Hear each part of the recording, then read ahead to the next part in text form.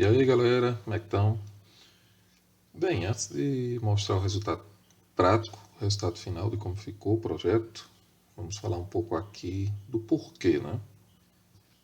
Esse aqui não é o meu carro, eu apanhei uma imagem de um carro semelhante, né? Mesmo modelo. Provavelmente aqui o cara está com o carro todo original, não a roda, mas vamos focar no assunto aqui, são os bancos. O motivo da minha insatisfação com os bancos desse carro, aparentemente aqui os danados são até bonitos, né? Para a época, né? Vai lá. Mas não se pensou no uso prático disso aqui. Eu acho que não foram feitos muitos testes, principalmente de conforto. Isso aqui, ó, é uma tábua. Não tem nenhum ângulo aqui de envergadura, sabe? Conforto zero aqui para passageiro ou para motorista. São duas tábuas retas aqui. Inclusive o próprio encosto de cabeça é um complemento dessa tábua, né? Isso aqui num percurso aqui de 20 quilômetros, 30, você sente bastante isso aqui. Outro ponto que eu considero aqui um erro de projeto, quando você está, por mais que você queira encostar aqui bem, você vai conseguir só até essa altura, a altura dos ombros aqui. Você nunca vai conseguir encostar a cabeça aqui.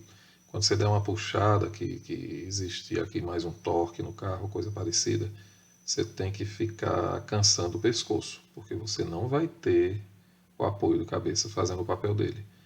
Em média, eu calculo que esse apoio de cabeça aqui vai ter no mínimo aqui uns 8 centímetros para definitivamente você encostar a sua cabeça. Por mais bem apoiado, sentado que você fica aqui, você vai ficar no mínimo uns 8 centímetros distante do apoio de cabeça. Então é um projeto mal feito isso aqui. Aparenta ser bonitinho aqui e tal, mas para uso prático, esse negócio aqui não é confortável de jeito nenhum. Aqui é um exemplo, né? Também em uma 348, aonde não tenho bem convicção do que eu estou falando, mas creio que esse banco aqui é da versão da Competizione, né? Não sei se é bem assim pronuncia em italiano, mas tem várias versões da 348. Tem a Competizione, está aqui com Santo Antônio, né? Era uma coisa mais para corridas e tal, e vinha com esses bancos concha. Isso aqui, num rolê mais comprido, deve ser a sensação de andar num jumento, né? Porque o original, que tem um pouquinho de espuma, já é desconfortável. Isso aqui, então, nossa senhora. Mais uma situação aqui de bancos, né? Onde o camarada já andou também fazendo uma personalizada, né? Aqui é um banco com um apoio lateral bem alto, né? Bem encaixado, o passageiro anda aqui, mas não creio que vá rolar o quesito conforto aqui também não. Um meio termo aqui que é para um rolê rápido, né? Isso aqui deve ser um pouco. O cara não deve ficar muito satisfeito não aqui, na prática, né? Mais um exemplo aqui de banco concha, né? Muito parecido com aquele segundo modelo que eu já mostrei aqui, né? Bem cavado também. Ajuste zero, né? É um banco rígido, em fibra de carbono. Fibra de carbono, não sei o quê. Cara, mas para mim não adianta nada. Para andar num banco desconfortável só para dizer que é de fibra de carbono, e não rola não, ó. É uma coisa muito supérflua, né? Outro camarada que andou dando aqui umas traquinagens, né? Eu não sei se esse é o banco original. Esse encosto aqui está muito cheio, esse encosto de cabeça. Se é que é o original, ele não preservou o encosto de cabeça original, porque senão ele estaria bem recuado aqui. Colocou essa costura aqui, que salvo não me engano, chama diamante, né?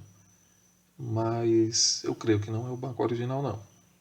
Nem na sua concepção do seu acabamento, tipo de costura, mas não todo. Eu não creio que seja o banco original. Outro exemplo da 348 aqui, onde o cara, salvo não me engano, isso aqui são os bancos da 355. Eles são bancos originais Ferrari, mas não me recordo se da 355 ou se de outra mais para frente. Mas ficou bacana o projeto, né? Tudo combinando, couro. Tem gente que quando dá o restauro, eu já fiz na minha, não aproveitei nada. Isso aqui, essa parte de couro aqui, que inclusive de fábrica vem uma boa parte sintética, Isso aqui de fábrica vem sintético, isso aqui vem sintético. Então eu coloquei tudo de cor natural. O console vem sintético, né?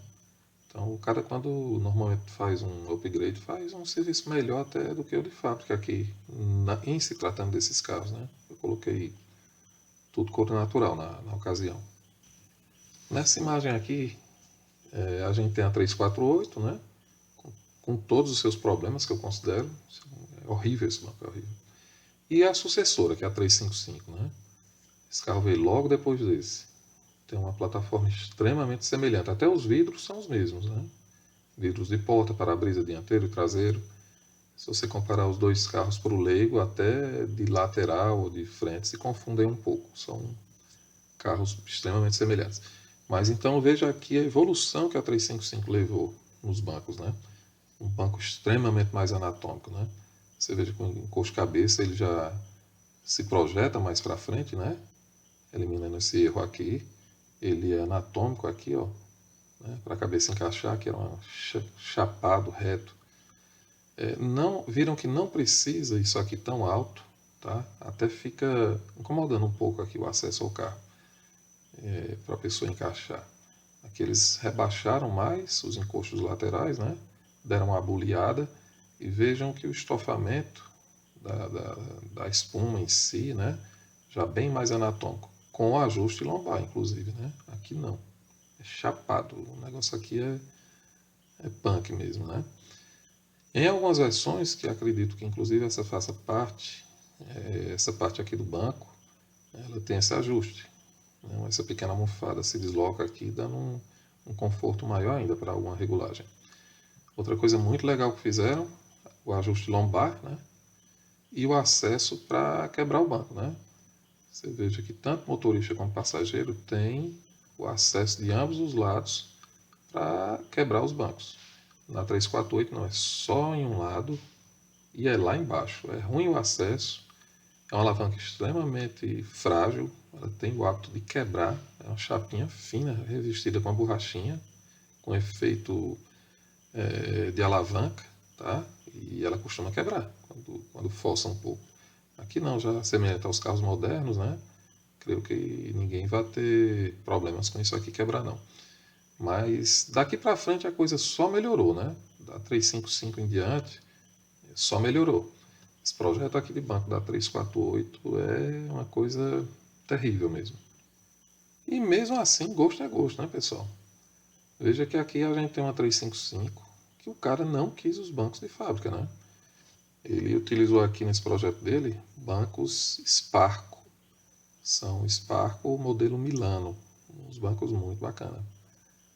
Ficou bem bacana o projeto do cara, né? Aqui dei nota 10 para esse daqui. Aqui falar um pouco dos bancos que eu escolhi, né? Aqui vão ser bancos da Mercedes SLK 350. Salvo não me engano, essa Mercedes foi produzida de 2011 a 2014, né? E foi um saco conseguir informação para saber qual banco queria dar certo no carro. Porque aí o sujeito vai pesquisar, encontra muito banco legal. Banco de Mercedes, banco de BMW, tem N banco aí de carro esportivo bacana. Mas você começa a perguntar ao vendedor detalhes como largura, profundidade, altura. Muito vendedor já fica perturbado e diz, olha, é de tal carro. E pronto, não sei de medida nenhuma não. Você tem que ter muita paciência, explicar que é para uma adaptação e tal. Não são todos que respondem, viu? E de todos os bancos que eu escolhi, mesmo depois de ter as devidas respostas, o único que encaixou foi o da SLK. Os outros davam na profundidade, na largura, mas não davam na altura, né? Então, muito top. Não só porque ele foi o único que deu, mas realmente esse banco é muito legal. É um banco extremamente confortável em couro, com comandos elétricos. Já já eu mostro na prática no carro, que eles ficam aqui do lado. E outra coisa interessante, que esses bancos, neles ficam apenas os comandos. Mas todo o cérebro, o circuito, fica aqui, ó, na porta. Aí o cara disse, olha, eu estou te vendendo os bancos, mas só vai funcionar, já que você disse que é para uma adaptação, só vai funcionar se tu não comprar o forro de porta. Ele queria praticamente a mesma grana dos bancos, o forro de porta.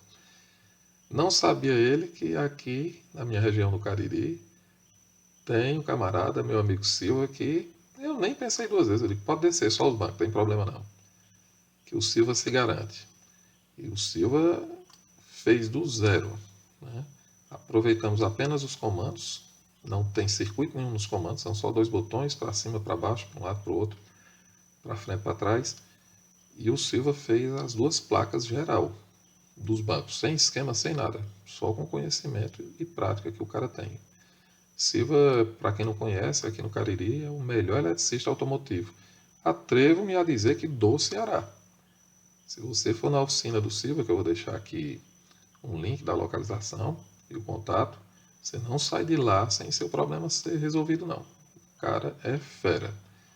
A gente já é amigo desde 95 e nunca levei um problema para o Silva para sair de lá sem ele resolvido, né? Então fica a dica aqui da região para quem quiser resolver suas broncas elétricas. O nome da pessoa é Silva. Na prática, agora então, projeto concluído, pessoal. Aqui são definitivamente os bancos da 350, né? Da SLK 350 já instalados. Então eu tive todo o cuidado de fazer uma análise muito detalhada do banco que iria caber nesse carro, né? Mas ficou com a margem mínima aqui para o teto, né? Na verdade o banco original era pouco mais baixo do que isso, tá? Mas ainda ficou a margem boa aqui, não toca, não bate no teto. Muito confortáveis, tá? Super anatômicos. Os bancos são de outro nível, né? Couro natural, né? Mercedes não iria fazer diferente. Com controle, na verdade o controle é apenas um botão, né? Eu havia falado que eram dois, mas tudo funciona direitinho, para frente, para trás. E também o encosto devidamente funcionando. Silva velho, não alisa não, o homem se garante. Lembrando que também tem, a 348 tem uma coisa interessante. Eu tive que fazer o cálculo de qual banco iria dar certo aqui pelo lado do motorista, tá? O que é que acontece? Estamos aqui do lado do passageiro. Depois de encaixado o banco da SLK, ó, ainda tem essa margem mínima aqui para a borda da porta, né? Então passa com folga aqui esse banco. Ficou bacana a folga, a margem. Agora vamos dar uma olhada lá no lado do motorista. Aqui no lado do motorista a coisa é um pouquinho diferente, ok? Porque o freio de mão fica do lado de cá, né? Então vejam que a margem aqui para o banco é mínima, né? Ele passa a milímetros desse acabamento aqui do freio de mão. Certinho lá do lado do console, com a mesma distância que o do lado do passageiro ficou. E o pelo de um gato aqui. Espessura do pelo de um gato aqui, ficou a margem, né? Então quem manda na hora da adaptação é o lado do motorista. Encontrando um banco que dá aqui, o de lá está garantido, né? Freio de mão é do lado de cá. Só por curiosidade, caso alguém pergunte, como é que tu desce do carro quando puxa o freio de mão? Ele está puxado. Na verdade, ele é assim, ó, puxou, ele armou a engrenagem. Aí ele pode descer suavemente com a engrenagem armada, para a pessoa ter acesso. Posteriormente a isso, faz-se o inverso. Levanta e pressiona, aí ele desarma. Mas aqui ele está puxado, mesmo que recolhido, né? Então é isso, pessoal. O intuito desse vídeo é isso, né? Eu gosto assim. Coloquei, achei os bancos muito mais top que os originais. Críticas vão existir, né? Aquele cara que, mas você tirou a originalidade do carro, que não sei o que, isso pode desvalorizar o carro. Cara, não tô nem aí. Eu gosto assim, certo? Pra mim foi uma evolução, uma puta de uma evolução. Não me arrependo nem um pouco. Que isso sirva de estímulo para você que, independente do seu carro, é um Uno, é um Fusca, é um Chevette. Cara, se tu tá afim, faz. Entendeu? Se tu vê que é pra melhorar, pra evoluir, não se preocupe com aqueles caras que ficam botando gosto ruim, falando que não vai dar certo, que vai ficar feio, que vai tirar a originalidade, né? Isso aí não existe não. É uma questão de bom senso na hora de você também saber que você vai dominar o conhecimento necessário de fazer a adaptação ou a própria transformação do que você está querendo fazer, né? O resto é só meter a cara. Tenha certeza do que você está fazendo que tudo dá certo no final das contas, né?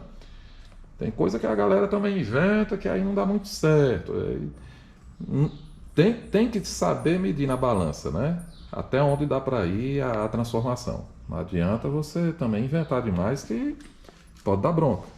Esse carro, por exemplo, esse carro é targa, né? Então ele tem essa parte aqui removível, fica guardado aqui atrás dos bancos, né? É uma ação mecânica, né? Manual, não é como uma das novas que isso é robotizado, né? Automático. Então eu vejo às vezes pessoas que inventam de cortar o seu carro para transformar ele em conversível, né? Não dá certo, gente. Vai funcionar por uns dias, mas um carro quando não tem o reforço estrutural aqui, que ela não tem, né? Já que ela é para remover isso aqui fica tudo uma zona, uma área aberta. Então não existe um reforço estrutural. Para isso, de fábrica, o carro tem toda uma estrutura reforçada no assoalho, né? As longarinas, tudo é reforçado para aguentar o torque, a torção da carroceria.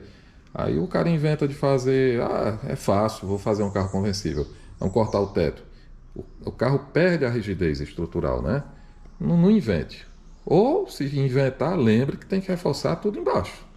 E normalmente você não vai achar espaço na estrutura original para reforçar. Ou ela já nasce reforçada, ou é muita dor de cabeça, né? Então, falar sobre isso é dizer, tudo tem limite. Não vai inventar coisa que está além do racional ou do conhecimento, que aí sim tu pode fazer merda no carro, né? Mas trocar os bancos, mexer no farol, na lanterna, no painel, né? Ainda vamos falar sobre esse painel, ele é extremamente modificado também. Vamos em outro vídeo falar sobre ele. Mas é isso aí. Quando você tiver seu sonho em mente, sua modificação, mete a cara e não esteja nem aí para o que o povo vai falar, não. Não sei o que, escolher uma Ferrari. Aos olhos de quem está comentando. Aos meus olhos, adorei. Não poderia ficar melhor. Abraço, até a próxima.